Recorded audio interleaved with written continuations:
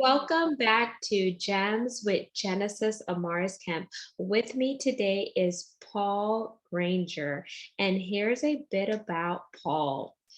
So, Paul is a man after God's own heart, but before anything else, Paul is a child of God and an ambassador of Christ. He has learned that these elements of his identity supersede and shape the rest.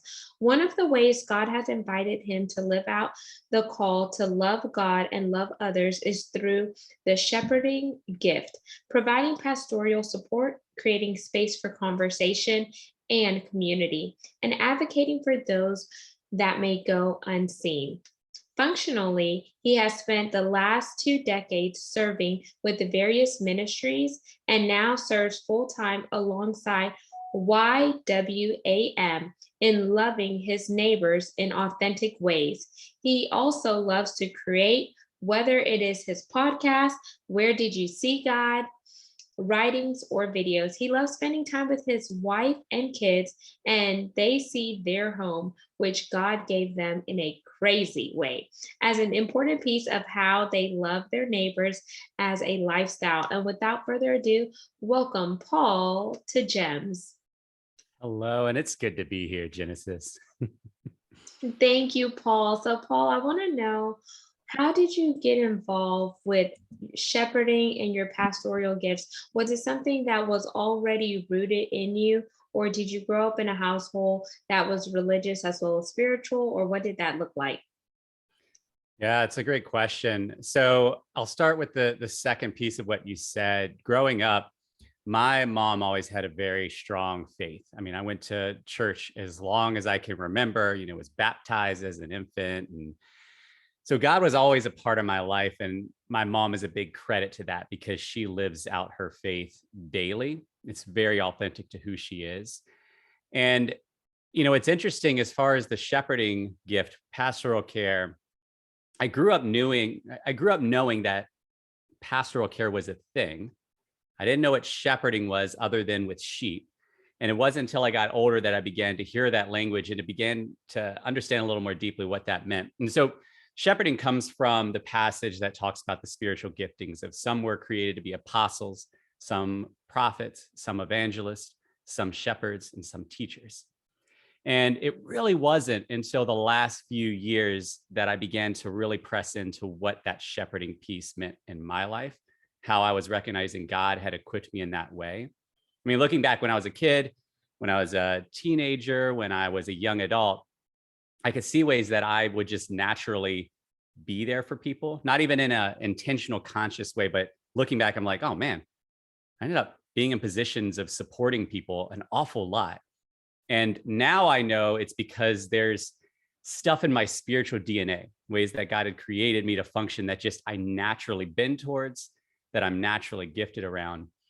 But I would say maybe 5 years ago or so, our church started pressing into those different gifts: apostle, prophet, evangelist, shepherd, teacher, and creating ways for us to dive into where do we see those giftings play out in our lives? Where is our natural bend? And as I started to look into that, as I started to learn more of the language, the theology behind it, it became clear and clear that, okay, yeah, like God did put something in me that naturally wants to come alongside others, that naturally wants to provide support for others. The thing is that in that journey, it also helped me to press into what God actually intended for that versus what we understand it as, right? Like pastoral care for us is, you meet with the pastor and the pastor like says, how you doing? Oh, that's hard. Let me pray for you. And I think we miss the shepherding piece of that. Like we are a culture that likes things to be fixed, right? Like if there's a problem, the number one goal is to fix it or to eliminate the problem or to find a way to not think about the problem. But problems need to be eliminated. When you think of shepherding, that evokes something different. Again, I talked at the beginning about a shepherd leading sheep around. The role of a shepherd isn't to just get rid of the sheep or to quickly get the sheep where they're supposed to be. It is to walk with the sheep from where they are to where they're intended to be. And the shepherding gift is meant to be that as well, to walk with somebody where they are, as they are, no matter how messy the situation, and to walk with them, to walk alongside them towards where God is leading them to be. And that's the piece that we miss. It's that walking alongside. And without that, we sometimes leave people hanging. We sometimes leave people alone. With that, we find a lot of messiness because shepherds have to walk through the same muck that the sheep walk through, have to get dirty Yes. with the sheep, have to face the same threats, right? David is talked about as a shepherd in his early life. And before he fights with Goliath, it's mentioned that he's fought lions and bears and other like intense animals. Like as a shepherd, he had to face threats that he wouldn't have had to face if he was sitting at home. But because of that role of a shepherd, he had to be face to face with something that could destroy him because he is there for something other than him. And Mm. so that's the piece the last few years that I've been pressing more and more and more into is what does it look like to live out this gift, but to recognize it's a long game journey. It's a long walk in the company of others. And it could cost me a lot. But somehow God, the good shepherd, the capital S shepherd, is walking with me as I'm walking alongside others. And so it's something I'm still learning a lot about, but the more I learn, the more I realize how deeply it's threaded into my life. I like that. And I like how you painted that visual picture so we could kind of visualize what that looks like in your life, Paul. But I also want to go a little bit deeper here. We knew about your childhood, that you were raised in a household. Your mother depicted what a Christian household was or what a religious household was. Was your father there as well, or was he absent? And Yeah. did that affect you? Yeah. So what I remember about my father. So see, now we're getting a little Easter egg. Something's going on here. I remember him being a loving father. My mom said he used to be a Sunday school teacher. So from what I know, I had a strong fatherly figure in my life. Unfortunately, when I was 5 years old, he ended up passing away from a heart attack. It was very sudden and unexpected. As I remember it, it was our first night in a new house. As a 5-year-old, remember there being something that woke me up, and I went to the bathroom window and looked out and saw some police lights flashing. But I didn't understand what's going on. My brother's 13 months younger than me. He didn't understand what's going on. And I feel like I remember seeing maybe somebody walking my father to the police car or something like that. It's all vague. But the next memory I have is waking up at our old neighbor's house. And my mom and the neighbors are quickly dressing my brother and I. And I, recognized that my dad wasn't there. And so I asked my mom, where's dad?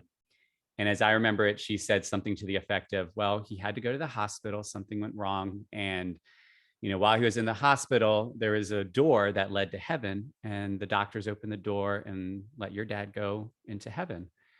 And, she's trying to find some way to explain the sudden death of a father to a 5-year-old. And as a 5-year-old, I'm like, that sounds like heaven's good. And like, I couldn't grasp loss at that point. My grandfather tells me that at the funeral, I looked to him and said, well, are you going to be my dad now? Like, I knew that there is this father role that had to exist, but I still couldn't grasp what loss was. And it was years before I really started to recognize the ramifications of that loss, and even longer before I really started to dive into what does that mean about who I am. Um, One of the ways I saw it playing out was my mom remarried, and I just internally would not accept my stepfather as my dad. Would not do it. I would not call him dad. I would call him by his first name, and I wasn't trying to be mean.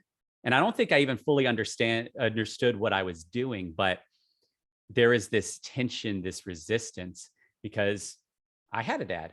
And even though my dad's gone, like nobody can replace my dad. But that impacted me as I was going into those middle school and high school years and how I functioned. And, as I went through life, as I got older, one of the other ways I recognized it playing into me is I knew that my father was a good father. And I didn't get to experience that. And it was hard looking at friends who still had their dads alive and well and in their lives. And it awoke in me this desire to be for my future kids what my father wasn't able to be for me. And so I longed to be a dad. And I wanted to make sure I didn't jump the gun on that. So I was like, well, before that can happen, I got to get married. And then we got to, look at the timing of that. But then one day, so I always knew it was several years from whatever point I was at.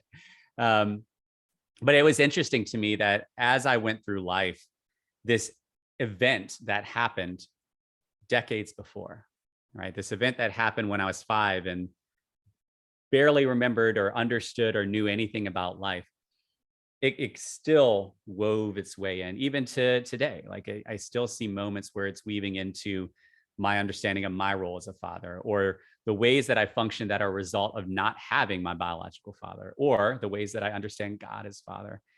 And so he both simultaneously played very little of a role in my life and a tremendous role in my life. And thank you for sharing that. And I really wanted to dig deep into that aspect because I heard you talk about your mother, but I didn't Mhm. hear you talk about your father. And I think it's very important, especially whenever we step into shepherding as you are or pastoral, because sometimes that can affect how we minister to the people that come into our lives. And with you having a mother from the type of background your mother came from, as well as having a father, but losing your father at a young age, you can relate to people who have lost a parent. You could Yeah. also relate to people who may not have a parent in the household. You could relate to blended families. Where the dynamics have shifted and changed. And I think that's a very important element in being a pastor, because sometimes people who are pastors, they don't always meet people where they're at. And then you have people who end up with church hurt and they feel like, what's the point of even going to church? And instead of going to the place where it's a saving grace, they're not going to the church anymore because they feel no one understands them and no one is meeting them where they're at, or people are casting judgment on them. So, you being in the position that you are in, what was the easiest thing about getting into ministry and what was the hardest? Yeah. So the easiest thing is God made it very clear that's what he was inviting me into. And I believe that started with a foundation of praying. I remember my senior year of college, my friend Dan and I realized, oh man, we're about to graduate. What are we going to do? And I'd gone to college for a degree in religion and Christian ministries. I started thinking I was going to be a traditional pastor over at church. And a year or so in, a number of things happened that made me realize, well, maybe that's not what I'm supposed to be. But then I get to be a senior and I'm like, oh my gosh, I got to know what I'm doing once I graduate. And so we began to pray and pray and pray. And God gave me this piece about stepping just right into serving ministry. And I had an option of going to seminary. And I just remember feeling like there are some people that have this, maybe they have the teaching gifting, right? And there is this natural bend in them to dive deep into things, to learn more, and then to convey that information. And those with the teaching gifting may have a natural draw to something like seminary. But the shepherding piece had this natural inclination in me not to get more information, but to go and to learn by doing, to get engaged and get involved. And so it was just very clear that even if I didn't know exactly what I would be doing, I was going to serve through ministry. And so that part was pretty easy. The hard part is actually learning what that actually means, what that actually looks like, because we're kind of fed these ideas of what that looks like. We kind of experience these ideas of what that look like, and we assume what that looks like, all based on human knowledge. And sometimes those are close to the truth, but if the wisdom of God is foolishness to man, then there's a very good chance that how we understand things isn't going to be accurate to what God is actually doing. A really practical example of that is that businesses function with this idea that a successful business has a very clear thing that they are doing or producing, and it's scalable so that a successful business never stays small. It grows and grows and grows and grows and grows. Well, we apply that same logic, sound logic, to churches and ministry. That a church and ministry has to know exactly what they're doing, what outcomes they're producing, and it has to be scalable. You can't stay small because that's fine, it's okay. But a good ministry, a successful ministry, has to grow and grow and grow and grow and grow. And that's just not how it works, right? Like the way that ministry is actually designed to work is someone decides to love God and love others and decides to entrust whatever happens from there to God. And the reason we don't want that is because that often doesn't look successful. In fact, sometimes that can look like failing. You don't have to look any farther than Jesus. A lot of people who were there when Jesus was alive ended up feeling like Jesus was a failure, because for Jesus to be successful, he needed to amass a lot of devoted followers that stuck with him through everything. And he needed to not die. And he needed to end up kind of gaining more control and influence. That was the idea that people had. Jesus did something very different. He often bypassed opportunities to grow a big audience. When there were large followers, sometimes he would literally just like disappear and sneak away. And in the final moments of his life, when he needed a large following the most to amass power, he started saying things that made people turn away from him. John 6:66. At this point, Jesus has talked about them eating his flesh and drinking his blood, and he's going to die. And John 6:66 says, and from that point on, many of his followers turned away and never followed him again. Jesus looked like a failure. What you and I know is Jesus was not a failure. He was the most successful God follower that ever existed. And then he invites us to do as he does. He did as he saw his Father doing. Now he invites us to do as he does, to be his disciples.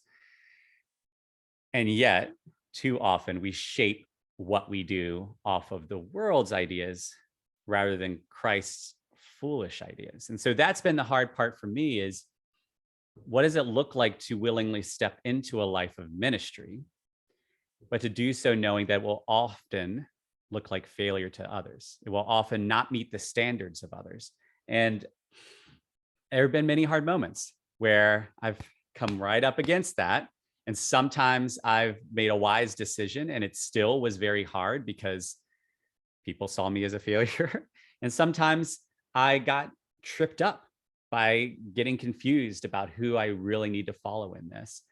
But fortunately, just as Jesus was in scripture with the disciples, God is with me today, very patient, very gracious and merciful, and is shepherding me, is walking with me through those muck moments, because he knows something that I don't about what's ahead. Exactly, because walking with him is not always going to be easy. There's going to be days where, our human instincts get the best over us. And I'm speaking personally. I tell people I'm a WIP, work in progress. And there's days where I'm angry with God because he took my dad from me last year. I get angry because I lost my job, even though I know that it was strategic, that God had to close that door in order for something bigger and better to open.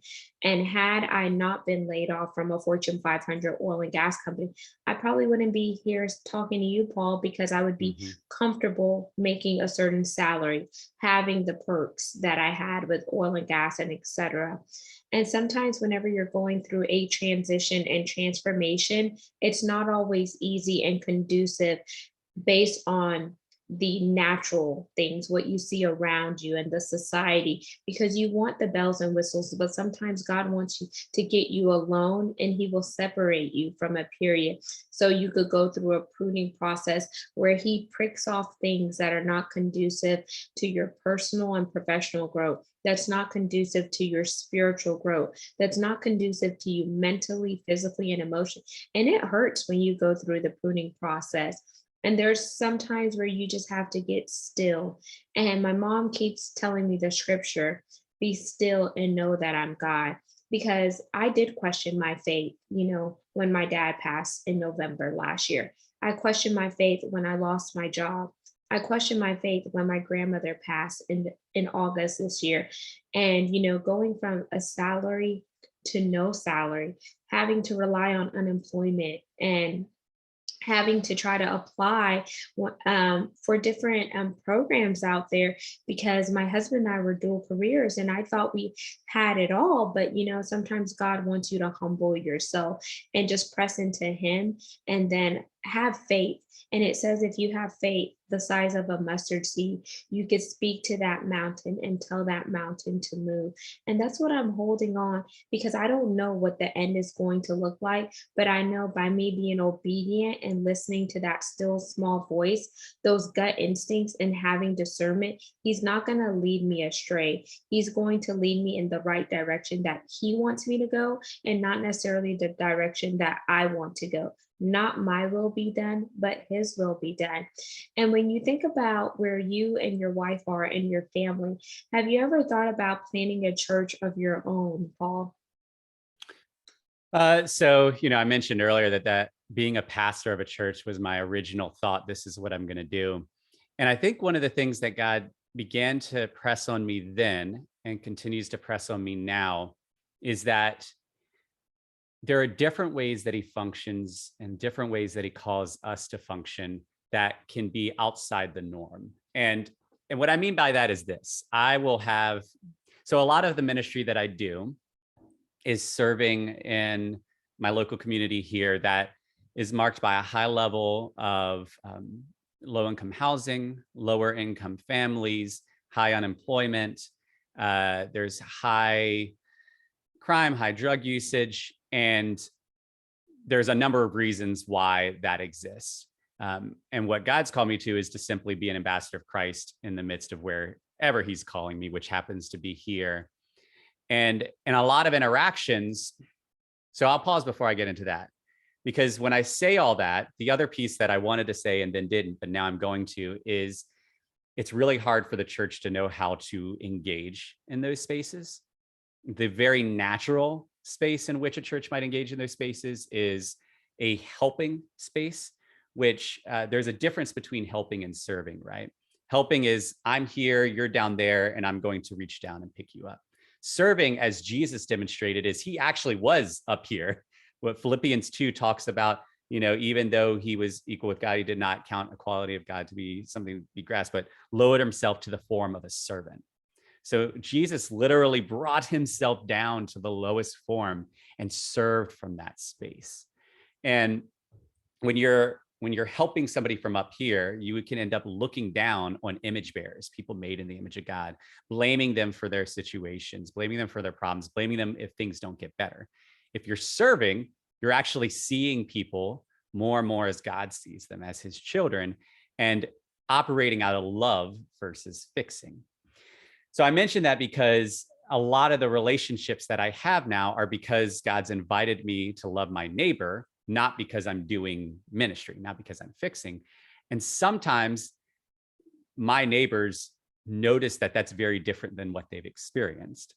And they can see how God works through that. So they end up calling me their pastor. I have one friend who I've known for maybe a decade now that tells everyone I'm his pastor. And I used to correct him because I'm like, I'm not a pastor. I'm not a pastor. And he's like, no, you're my pastor. You're my pastor. And I had a friend that actually was a pastor at the time of the church that I was attending. And he's like, you don't have to have the title of a pastor to be a pastor. A pastor is someone that God has positioned to be an ambassador of Christ and serve and love others and to guide others in what it looks like to do the same. And so all that to say, I've come to recognize that I don't have to be a pastor of a church in order to be a pastor in the church, the capital C church. And so unless God says otherwise, I don't plan on planting any churches, especially because the neighborhood I live in is called Churchill. We have a lot of churches in our neighborhood already.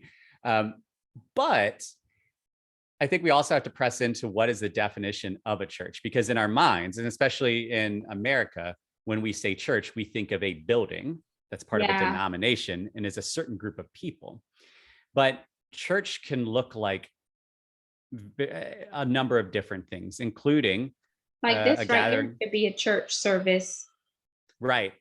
Like it's just what it looks like when a body of believers comes together.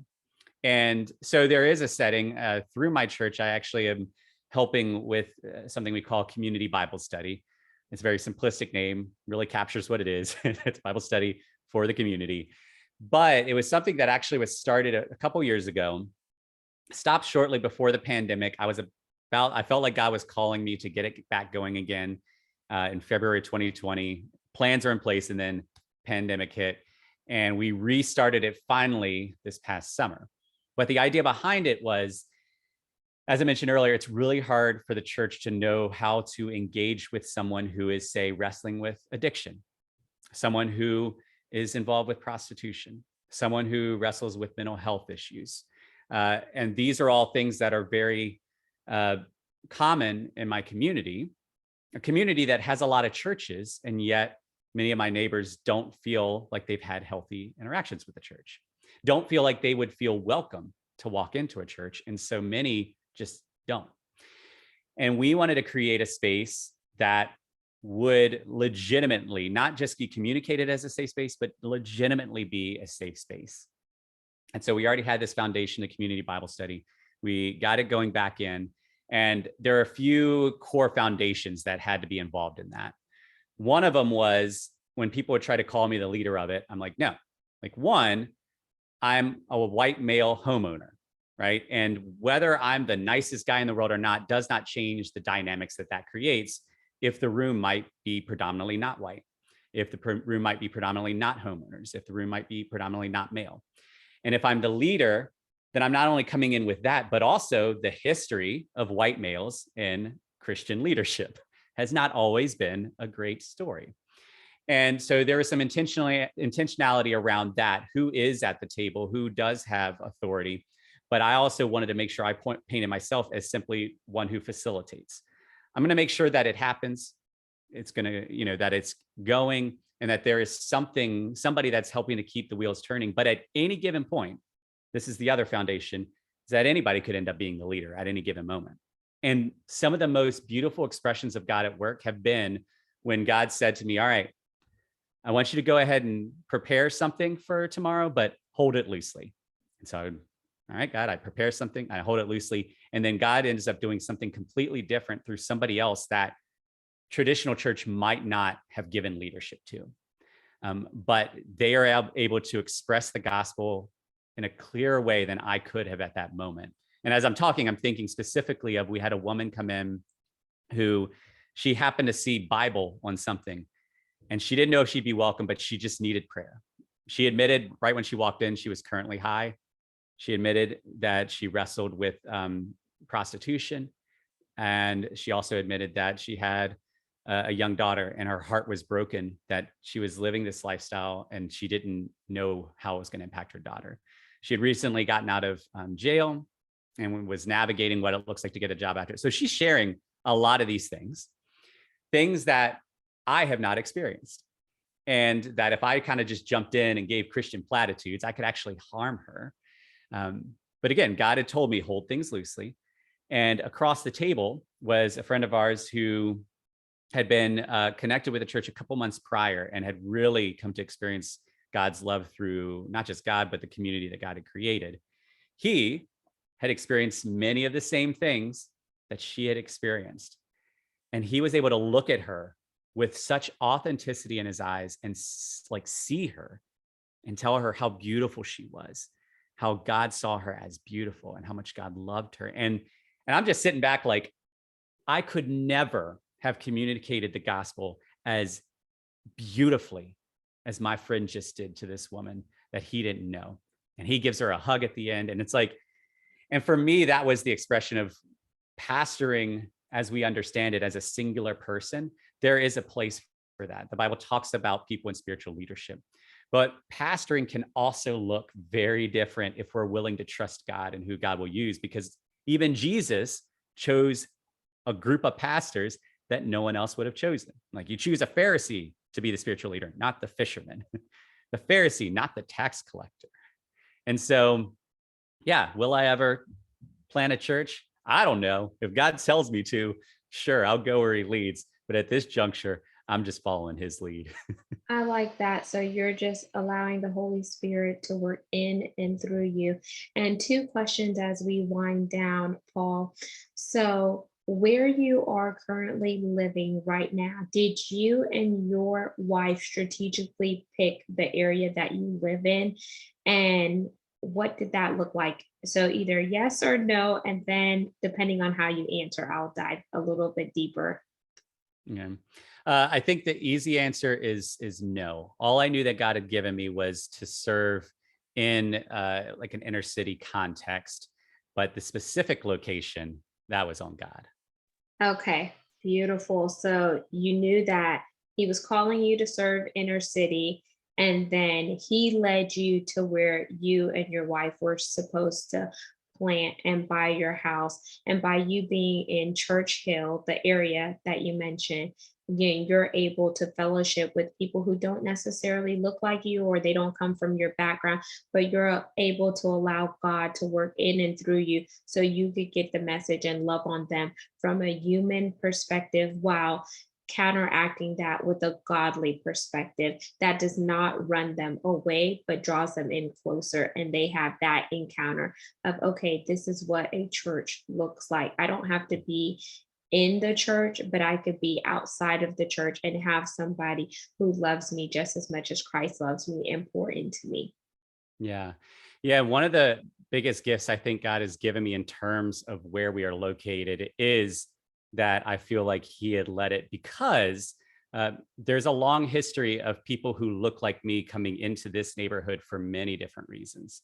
Some of them are not good reasons. Like we've had some people who really it is about financial gain and flipping houses, and it causes a lot of harm for the community. And there are other people who the reasons were good, the intentions were good, but the thought process of the ramifications weren't really thought out or life changed. And so if I had just chosen to move here, then it could have been because I'm moving here because, oh, that's where the poor people are. So that's where I need to do ministry. No, no, no, no, no. Like that's a dangerous line of thinking that can cause a lot of issues in how I then perceive my neighbor. Um, but if God says, all right, this is where I want you to be, then I can say, all right, God. And in fact, the house that I'm sitting in now was not one that I was pursuing, was not one that we could afford. I've got 2 podcast episodes that go into the details, so we won't have to go into the story here. But this was a house not only that God invited us to, but I learned very quickly that it wasn't even for us. The sense that I had was that God wanted this house to be for the community. And one of the most beautiful expressions of that was when I learned that even before we started the process, God had already planted the seed. And a church right across the street here, Catty Corner, a woman that's lived in the community for 65 plus years, who is invested in the community. She walked out the door of the church after leading a session of the civic association that she started and saw the house and felt like God was telling her to pray that that house would be for the community and it would be for New Vision Civic Association. So here's the funny thing. The community piece was very clear when we ended up getting into the house because we wanted to open our home up to the community in a number of ways. And so that part we could see being, okay, this is the answer to Miss Thompson's prayer.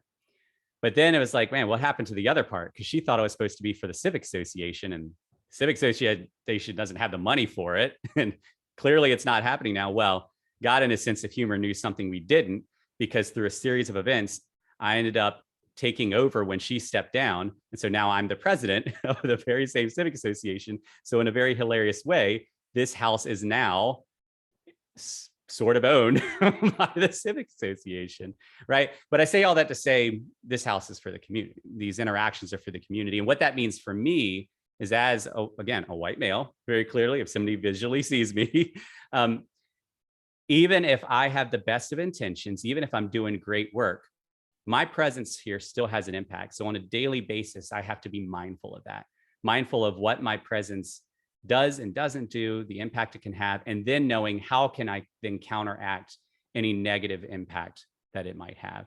And it's going to be an ongoing thing. If I get lazy and don't think about it, I can one day wake up and realize, oh man, I'm just living for myself and made the house for myself.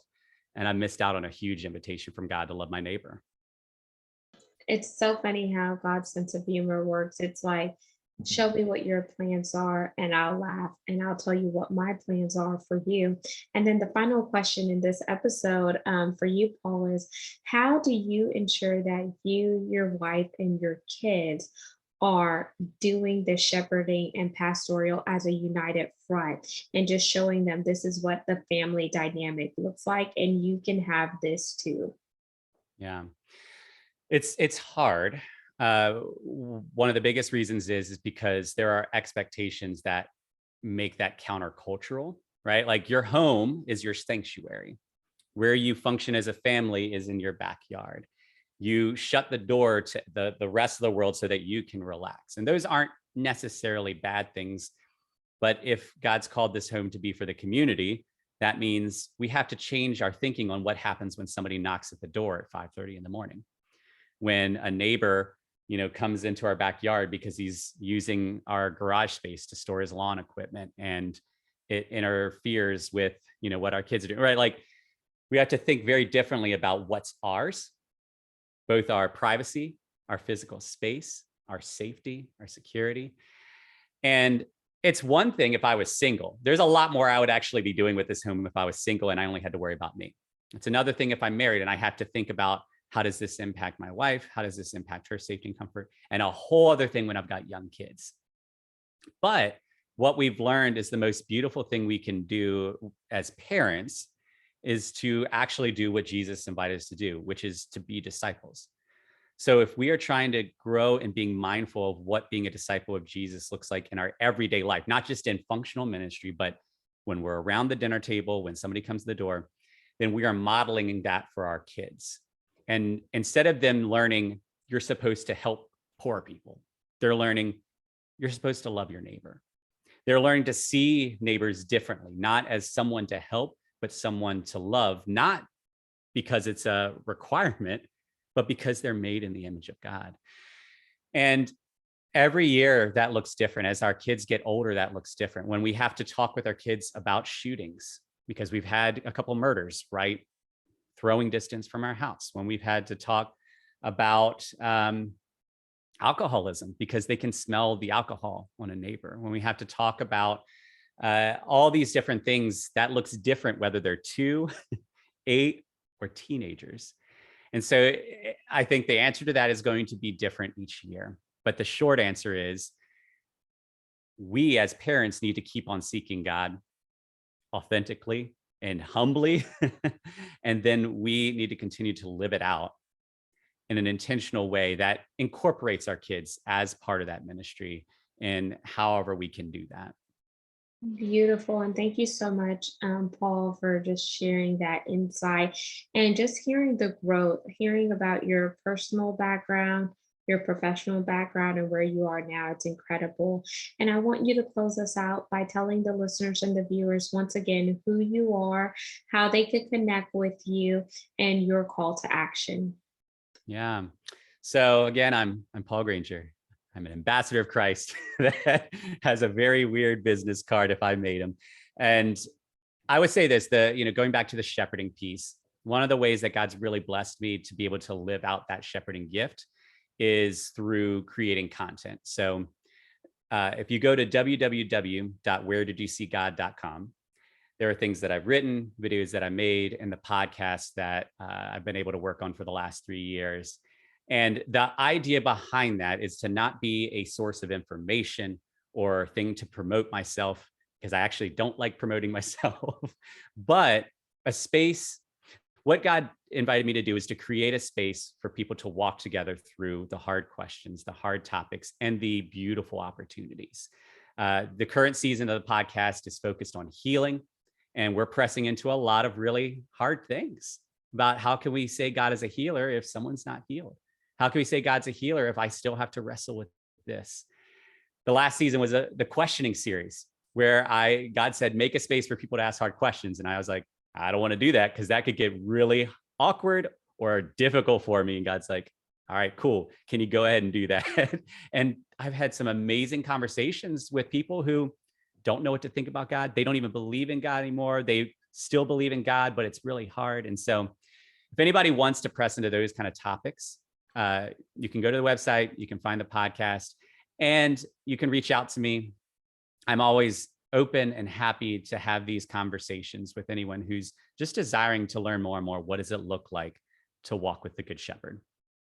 And there you have it, listeners and viewers of Gems with Genesis Amaris Kemp. You just heard Paul Granger and really unpacked shepherding, pastoral, humanity, Christ, the love of God, loving your neighbors. So many gems were dropped during this segment. So all of Paul's contact information will be in the show notes, so you could plug in to him, his podcast, and the incredible things that he does on a daily basis on the forefront as well as behind the scenes. Remember that you are a masterpiece. The potter's wheel still works. Give yourself grace and mercy. And every day you wake up is better because you have breath in your lungs, you're alive, and that means that there is still purpose inside of you that needs to be fulfilled. And until we chat next time, peace, love, and lots of blessings. Signing out, Genesis Amaris Kemp. Have an amazing day.